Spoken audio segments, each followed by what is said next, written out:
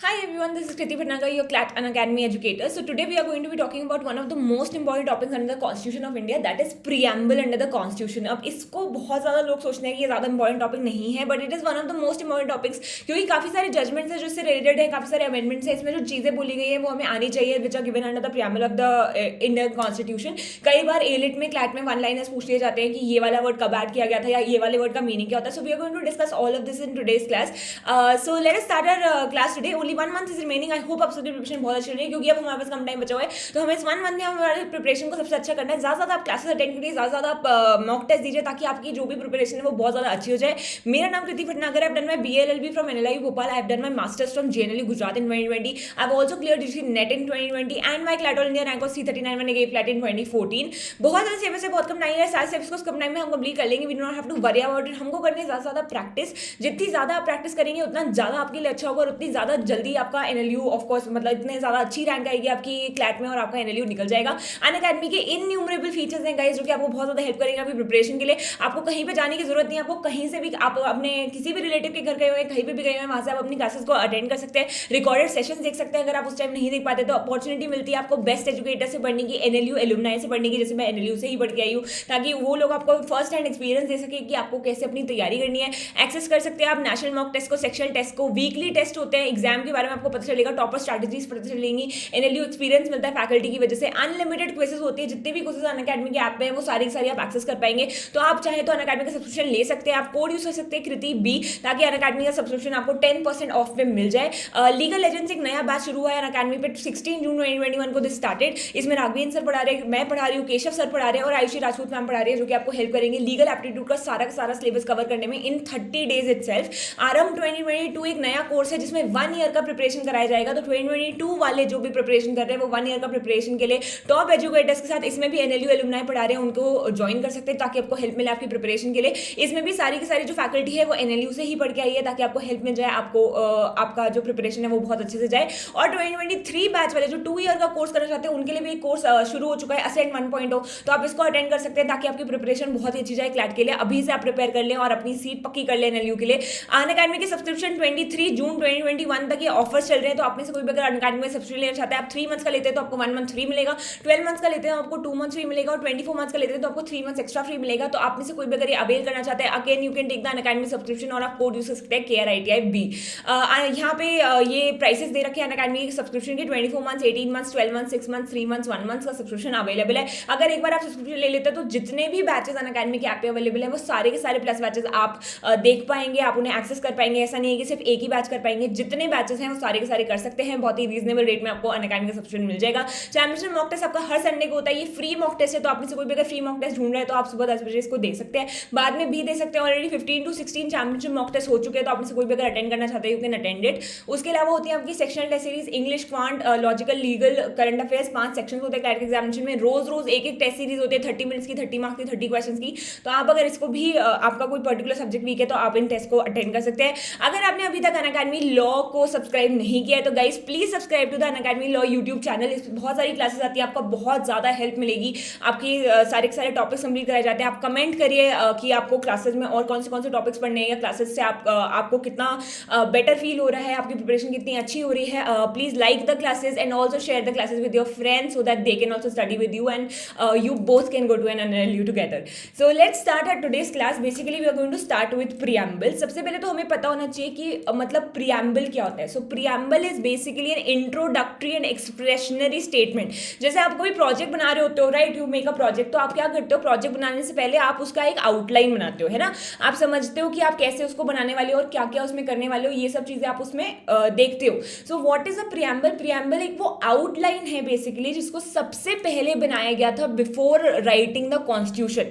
मतलब प्रियम्बल में वो सारे पॉइंट्स दे रखे हैं, वो सारे इंट्रोडक्टरी पॉइंट्स दे रखे हैं जो कि हमारी जो कॉन्स्टिट्यूएंट असेंबली थी ना, जिन्होंने हमारे कॉन्स्टिट्यूशन को लिखा है, उन्होंने वो आइडियल्स लिखे थे जो हमें चाहिए होते हैं, ठीक है, जो हमें कॉन्स्टिट्यूशन के अंदर चाहिए थे.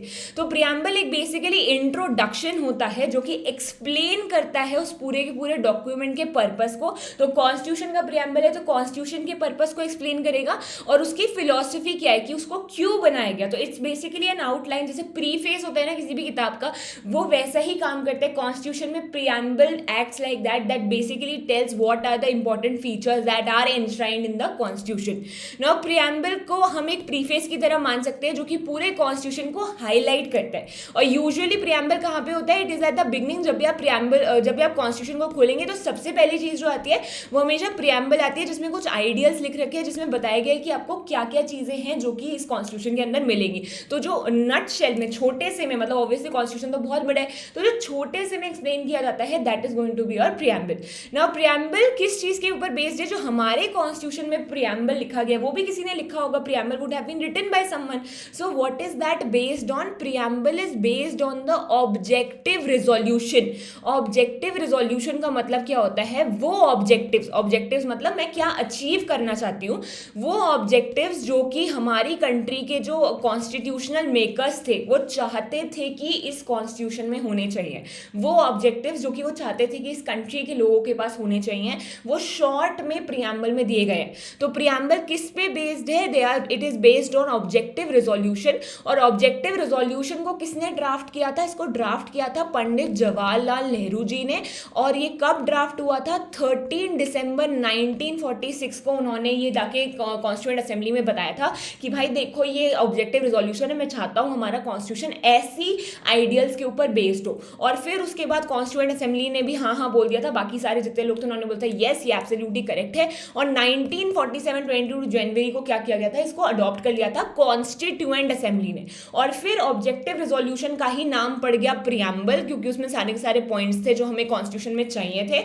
और प्रियम्बल को अडॉप्ट किया गया है 26 नवंबर 1949 को कॉन्स्टिट्यूएंट असेंबली ने किया था. और 26 जनवरी 1950 को ये इफेक्ट में आया था. और उसको हम रिपब्लिक डे ऑफ इंडिया भी बोलते हैं. तो प्रियम्बल को 1947 में बनाया गया था, बट वो इफेक्ट में अडॉप्शन उसका हुआ है 1949 में. So this is something that is very important about the preamble that you need to know. अब हमारा प्रियम्बल कैसा दिखता है? So this is the preamble. ये पूरा का पूरा आपका प्रियम्बल है, इससे ज्यादा और कुछ नहीं है. मैं आपको एक्सप्लेन कर देती हूँ. It starts with we the people of India. We the people of India का क्या मतलब होता है? कि जो हमारा प्रियम्बल है वो ये बताना चाह रहा है कि हमने ही हमारा प्रियम्बल खुद को दिया है. We have given the preamble to ourselves only.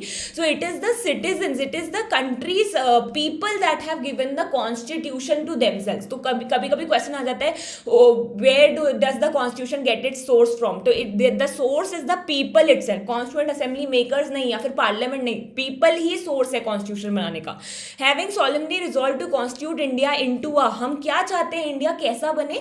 5 चीजें इसमें दे रखी हैं. सॉवरेन का मतलब होता है हमारी कंट्री को कोई गाइड नहीं कर सकता. हमारी कंट्री सबसे ऊपर है, सबसे सॉवरेन है. और जो लॉज कंट्री बनाएगी वो ही उसके सिटीजन्स पे लगाए जाएंगे. बाकी कोई और कंट्री हम पे लॉज नहीं लगा सकती. सेकेंड सोशलिस्ट है. सोशलिस्ट का मतलब होता है कि जो वेल्थ है मेरी कंट्री में, जो मतलब पूरा का पूरा डिस्ट्रीब्यूशन ऑफ वेल्थ है वो इक्वल होना चाहिए. सबको इक्वली अपॉर्चुनिटीज मिलनी चाहिए और बहुत ज़्यादा सब कुछ गवर्नमेंट के कंट्रोल में नहीं होना चाहिए. तो जो हमारी कंट्री में सोशलिज्म है वो डेमोक्रेटिक सोशलिज्म है कि प्राइवेट एंटिटीज भी हैं और पब्लिक एंटिटीज भी हैं और साथ में मिलकर हारमोनियसली दोनों काम करते हैं. Third is secular. सेक्युलर का मतलब होता है कि जो हमारी लैंग्वेज है वो हमारे स्टेट की कोई लैंग्वेज नहीं है. State respects all the religion of everybody. तो सेक्युलर का मतलब होता है जो किसी एक रिलीजन में बिलीव नहीं करता, सबके रिलीजन को सेम मानता है. Fourth is democratic. डेमोक्रेटिक तो आपको सबको पता होगा. डेमोक्रेटिक का मतलब होता है कि हमारी कंट्री के जो लॉज हैं वो it is by the people, for the people end of the people. मतलब लोगों ने ही बनाए हैं, लोगों ने ही लोगों को दिए हैं. बेसिकली यहाँ पे इलेक्शन के थ्रू हम अपने रिप्रेजेंटेटिव्स को चूज करते हैं. तो it is only us who is choosing our representatives. और लास्ट है रिपब्लिक का मतलब होता है कि जो मेरी कंट्री का हेड है, और कौन है मेरी कंट्री का head? It is the president. मतलब डी जोरे जो हेड है वो लोगों के द्वारा ही इलेक्ट होता है. It is the people who elect the head of the country. So जो हमारे कंट्री के प्रेसिडेंट है वो इनडायरेक्टली लोग ही अपॉइंट करते हैं. कैसे? हम पहले अपने जो मतलब ये कॉन्स्टिट्यूएंसी से हम वोट करते हैं और हम हमारे रिप्रेजेंटेटिव्स को चूज करते हैं और फिर वो ही लोग प्रेसिडेंट के इलेक्शन में पार्टिसिपेट करते हैं. तो ऑब्वियसली बात है है कि हम इनडायरेक्टली हमारे हेड को चूज कर रहे हैं। मतलब रिपब्लिक का मतलब ये होता है जो हेड है ना वो मोनार्क नहीं है, मतलब राजा का बेटा राजा बनेगा, ऐसा नहीं होता है, ठीक है। And now to secure to all its citizens, हम हमारे सिटीजन्स को क्या क्या देना चाहते हैं, we want to give them justice. Justice कैसी होगी, सोशल, इकोनॉमिक और पॉलिटिकल, तीन तरीके की जस्टिस होगी। सोशल का मतलब क्या होता है कि आपके साथ भेदभाव नहीं होना चाहिए सोसाइटी में, आपको सेम तरीके से, आपको बहुत ज़्यादा मतलब आपको अपॉर्चुनिटीज़ मिलनी चाहिए जितनी दूसरों को मिल रही है। इकोनॉमिक जस्टिस होनी चाहिए कि आपका जो पैसा है वो आपसे बिना बताए आपको ऐसे ले लिया गया, छीन लिया गया, ये सब चीज़ें नहीं होनी चाहिए। पॉलिटिकल जस्टिस होनी चाहिए, मतलब जैसे for example right to vote, सारे सिटीजन्स के पास राइट टू वोट है, तो ऐसा नहीं है कि अगर आप कम अमीर हैं, गरीब हैं, या आप मतलब आप कोई भी अगर डिस्क्रिमिनेशन जैसा भी होता है वैसा आपके साथ नहीं होना चाहिए। This is what is justice. Liberty होनी चाहिए, लिबर्टी मतलब यू हैव द फ्रीडम, किस किस चीज़ का फ्रीडम है आपके पास, थॉट का, एक्सप्रेशन का, बिलीफ का, फेथ और वर्शिप का। नाउ इक्वालिटी होनी चाहिए, इक्वालिटी कैसी होनी चाहिए कि आप स्टेटस में इक्वल है सबके साथ और आपको अपॉर्चुनिटी मिल रही है, जितनी अपॉर्चुनिटी बाकियों को मिलती है उतनी ही आपको मिल रही है। और प्रमोट क्या कर रहे हैं हम, what are we promoting amongst everyone, we are promoting fraternity. Fraternity मतलब कि भाईचारा, ठीक है। Brotherhood is there between everybody in the country, that everyone is there for everybody else. Assuring the dignity of the individual, हम dignity, हम respect पे बहुत ज़्यादा फोकस करेंगे। And the unity and integrity of the nation, मतलब my country comes before everything else. And when do we adopt, so in our constituent assembly this 26th day of November, 26 नवंबर को हमने क्या किया है, कॉन्स्टिट्यूशन को adopt किया है, इनैक्ट किया है और अपने आप को दे रहे हैं ये constitution. So this is what is preamble. Now preamble में कितनी बार अमेंडमेंट हुआ है, प्रियम्बल में सिर्फ एक बार अमेंडमेंट हुआ है, only once had the preamble been amendment. और वो कौन सा अमेंडमेंट था, वो था 42nd अमेंडमेंट एक्ट, जो कि 1976 में आया था। इसमें 3 वर्ड्स जोड़े गए थे, सॉवरेन और डेमोक्रेटिक, और उसके सॉवरेन और डेमोक्रेटिक तो पहले से ही था, उसके अलावा हमने जोड़ा था सोशलिस्ट, सेक्युलर और इंटीग्रिटी। तो there were 3 words that were added, socialist, secular and integrity, ठीक है। इन 3 वर्ड्स को हमने ऐड किया था हमारे कॉन्स्टिट्यूशन में 42nd अमेंडमेंट एक्ट से। नाउ 2 केसेस बहुत ज़्यादा इंपॉर्टेंट है जो प्रियम्बल से डील करते हैं। First is Berubari union case. इसमें ये बोला गया था that preamble is not a part of constitution. Preamble constitution का पार्ट नहीं है, ये बेरूबरी यूनियन में बोला गया था। ये 1960 का केस है जिसमें ये बोला गया था कि प्रियम्बल सिर्फ वहाँ पे है कि मतलब दे रखा है, पर उसको कॉन्स्टिट्यूशन का पार्ट नहीं मान सकते, ठीक है, क्योंकि वो अलग से दे रखा है। But this was overruled in Kesavananda Bharati case. This is the second case जिसमें ये बोला गया कि preamble is a part of the constitution और प्रियम्बल को भी अमेंड किया जा सकता है। बेसिकली इस वाले केस में क्वेश्चन ये उठा था कि क्या 42nd अमेंडमेंट सही है, क्या आप प्रियम्बल को अमेंड कर सकते हो कि नहीं कर सकते हो। तो द कोर्ट सेड कि हाँ जी आप बिल्कुल कर सकते हैं, क्योंकि प्रियम्बल कॉन्स्टिट्यूशन का ही पार्ट होता है। तो these 2 are the most important cases of relating to the preamble. जो अमेंडमेंट हुआ है उससे 3 वर्ड्स जुड़े हैं, ये आपको याद होना चाहिए। और बाकी कौन से वाले जो securing to all its citizen, equality है, फ्रेटर्निटी है, ये सब चीज़ों में कौन से टाइप्स होते हैं ये आपको याद होना चाहिए।